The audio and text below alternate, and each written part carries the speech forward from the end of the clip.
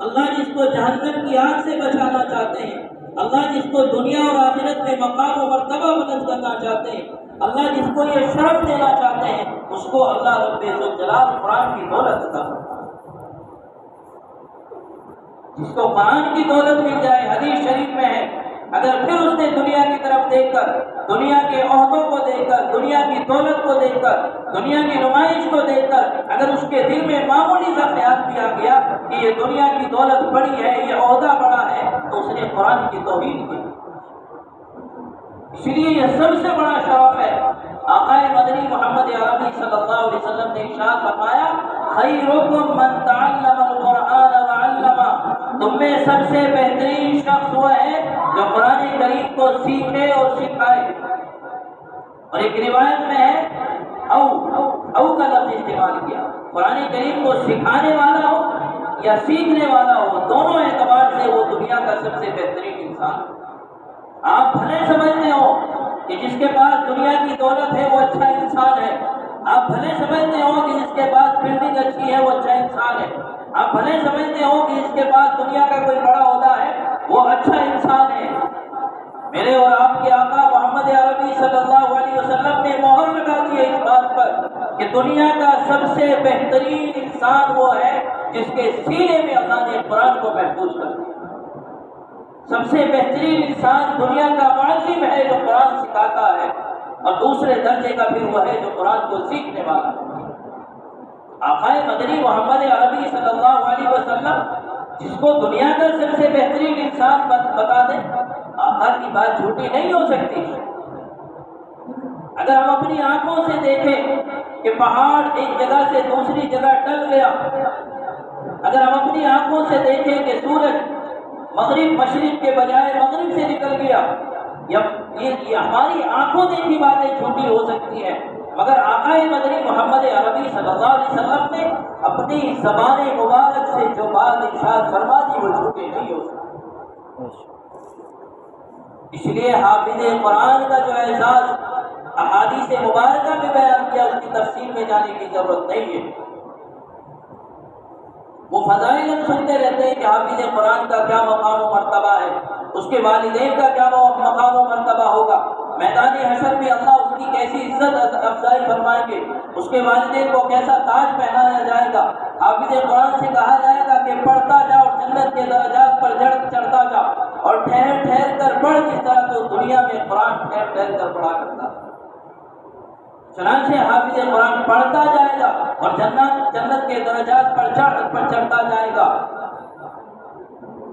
مفسرین کا اتفاق ہے 6666 آیتوں پر اتفاق ہے کہ قرآن کریم میں 6666 آیتیں ہیں، اور اس سے زیادہ کم زیادہ کا اختلاف بھی ہے، تو ہر آیت کے بدلے میں اس کو ایک درجہ ملے گا۔ آپ سوچیں تو صحیح کہ یہ حافظ قرآن کل قیامت کے دن قرآن کی تلاوت کرتا جائے گا، جنت کے درجات پر چڑھتا جائے گا، قرآن کی آیت 6666 ہے، تو اس حافظ قرآن کا مقام و مرتبہ جنت میں کیا ہوگا؟ اس سے زیادہ شرف کی کوئی بات ہو سکتی ہے؟ اس سے زیادہ فضیلت کی کوئی بات ہو سکتی ہے کہ اللہ رب ذوالجلال خود حافظ قرآن کا اعزاز فرمائے؟ مگر ہمارے دلوں سے آج ان حفاظ کی عظمت نکل گئی، اہل قرآن کی عظمت نکل گئی، اہل دین کی عظمت نکل گئی۔ اس وجہ سے یہ امت ذلیل و خوار ہو گئی۔ ہماری ذلت و خواری کی کوئی اور وجہ نہیں ہے۔ ایک شاعر نے کہا ہے، وہ معزز تھے زمانے میں مسلمان ہو کر، اور تم خوار ہوئے تاریخ قرآن ہو کر۔ جب سے ہم نے قرآن کو پسے پشت ڈالا ہے، ہم نے تو یوں سمجھ لیا ہے کہ یہ قرآن تو بس مردے پر پڑھ کر بخشنے کے لیے ہے، یہ قرآن تو صرف جب کسی کو کوئی حالت نزا میں ہو تو سورہ یاسین پڑھ دی جائے تاکہ اس کی روح نکلنا آسان ہو جائے۔ ہم نے تو یہ سمجھا ہے کہ یہ قرآن صرف اس لیے ہے کہ ہم نے نیا سا مکان بنایا ہے، مدرسے سے بچوں کو بلاؤ، قرآن خوانی کراؤ، گھر میں برکت ہو جائے گی۔ ہم نے تو یہ سمجھا ہے کہ ہم نے جو دکان کھولی ہے اس میں بچوں کو بلاؤ، قرآن خوانی کراؤ، دکان میں برکت ہو جائے گی۔ میرے محترم بزرگوں اور دوستوں، یقیناً یہ قرآن برکت کی کتاب بھی ہے، یہ قرآن شفا بھی ہے، یہ قرآن مردے پر بخشنے کے لیے بھی ہے۔ یہ قرآن حالت نزا میں اگر کسی کے پاس پڑھی جائے گی تو اس کا روح نکلنا، اس کی روح نکلنا بھی آسان ہو جائے گا۔ یہ سارے فضائل قرآن کے ساتھ ہیں، مگر قرآن کے نزول کا مقصد صرف یہ نہیں ہے۔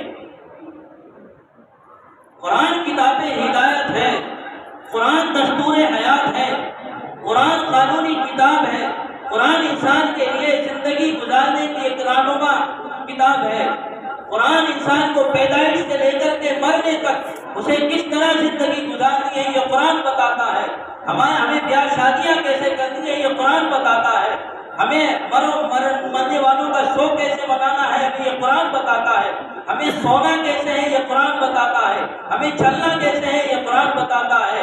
غرض یہ کہ پیدائش سے لے کر کے مرنے تک انسان کے جو بھی حالات ہوتے ہیں، چاہے خوشی کے حالات ہو، چاہے غمی کے حالات ہو، چاہے مصائب کے حالات ہو، چاہے پریشانیوں کے حالات ہو، جیسے بھی حالات ہو، قرآن ہر اعتبار سے ہماری رہنمائی کرتا ہے۔ یہ قرآن عمل کے لیے ہے، یہ صرف برکت کے لیے نہیں ہے، یہ صرف کاموں میں سجانے کے لیے نہیں ہے، یہ صرف شادی بیاہ میں بچیوں کو دے دینے کے لیے نہیں ہے۔ یہ قرآن عمل کے لیے ہے۔ اس قرآن کو اپنے سینے سے لگانے کی ضرورت ہے۔ صرف قرآن کریم کے الفاظ رٹ لینا بھی کافی نہیں ہے۔ قرآن کریم کے الفاظ کے ساتھ ساتھ اس کے معانی کو سمجھنا، اس میں غور و فکر کرنا، اس میں تدبر کرنا۔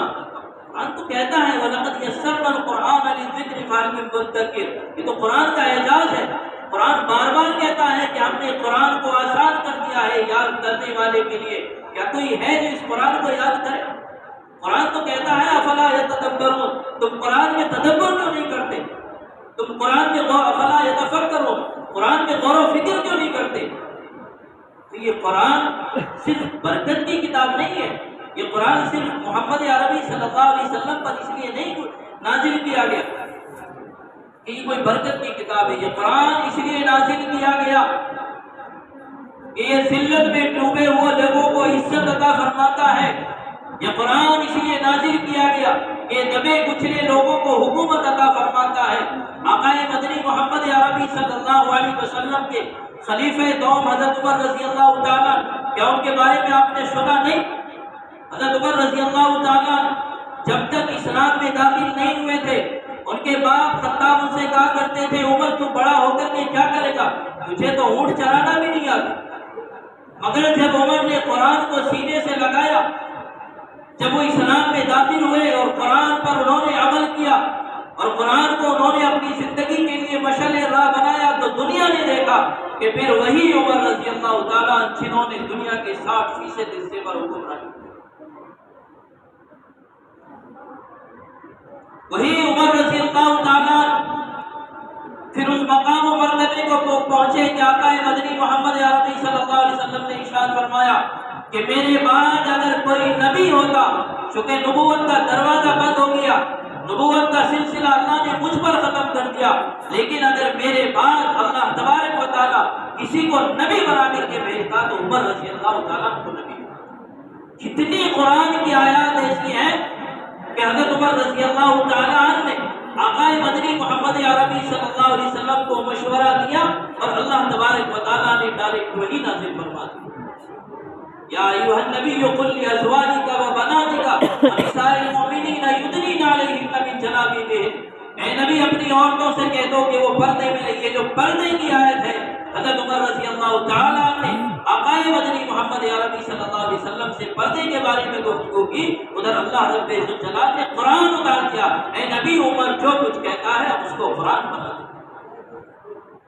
حضرات گرامی، زیادہ لمبی گفتگو ہو جائے گی، بس مقصد یہ ہے کہ یہ قرآن صرف برکت کے لیے نہیں ہے، یہ قرآن صرف کاموں میں سجانے کے لیے نہیں ہے، یہ قرآن صرف مردوں پر پڑھ کر بخشنے کے لیے نہیں ہے، یہ قرآن دبے کچلے لوگوں کو عزت دینے کے لیے ہے، یہ قرآن ہمارے لیے حکومت وَأَنْتُمُ الْأَعْلَوْنَ إِن كُنتُم مُؤْمِنِينَ، قرآن تو صاف صاف اعلان کرتا ہے تم ہی سر بلند رہو گے، شرط یہ ہے کہ تمہارا ایمان مضبوط ہو۔ آج ساری دنیا میں مسلمان ذلیل ہو رہا ہے، ساری دنیا میں مسلمان دبایا اور کچلا جا رہا ہے، اور مسلمان سہما ہوا ہے، ڈرا ہوا ہے اور بزدل بنا ہوا ہے۔ اور مسلمان یہ سمجھتا ہے کہ حالات نہیں بدلنے والے، حالانکہ حالات چاہے جیسے بھی ہوں، انسان چاہے تلواروں کے سائے کے نیچے ہو اور چاہے موت کے دہانے پر کھڑا ہو اور چاہے اسے اپنے آگے بھی پیچھے بھی دائیں بھی بائیں بھی ہر طرف موت نظر آتی ہو، ایک لمحے کے لیے بھی اگر کسی کے دل میں یہ خیال آ گیا کہ اب اللہ سے بڑھ کر کے کوئی طاقت ہے تو اس نے اپنے ایمان کا سودا کیا۔ حالات کچھ بھی ہوں، ہمیں اپنے ایمان کو مضبوط رکھنے کی ضرورت ہے۔ حالات کچھ بھی ہوں، اللہ کی ذات پر ایمان اور یقین رکھنے کی ضرورت ہے۔ ہمارا یہ یقین مضبوط ہونا چاہیے کہ الملک للہ، الحکم للہ، ملک بھی اللہ کا ہے، بادشاہ بھی اللہ کی ہے۔ یہ جو حکومتیں ہیں یہ تو آتی جاتی رہتی ہیں، ارے فرعون بھی آیا چلا گیا، نمرود بھی آیا چلا گیا، اور اس جیسے نہ جانے کتنے وقت کے حاکم اور بادشاہ 200 سال اسی ملک پر انگریزوں نے بھی حکومت کی، انہوں نے بھی ظلم کی انتہا کی، مگر انگریز بھی اس ملک سے چلا گیا۔ آج بھی اگر ظالم اور جابر حکومت اس ملک پر مسلط ہے، اللہ کی قسم اگر یہ ایمان والا قرآن کو مضبوطی سے تھام لے، اپنے علماء سے اپنے تعلق کو مضبوط کر لے، وہ وقت دور نہیں ہے کہ یہ حکومتیں بھی چلے جائے گی، اسلام بھی باقی رہے گا، قرآن بھی باقی رہے گا، ایمان والے بھی باقی رہے گا۔ شرط یہ ہے کہ ہم اس قرآن کو سینے سے لگائیں، شرط یہ ہے کہ ہم اپنی نسلوں کو تیار کریں، ہم ان کے دین کی ایمان کی فکر کریں۔ اللہ رب ذوالجلال ہمیں اس کی توفیق نصیب فرمائے۔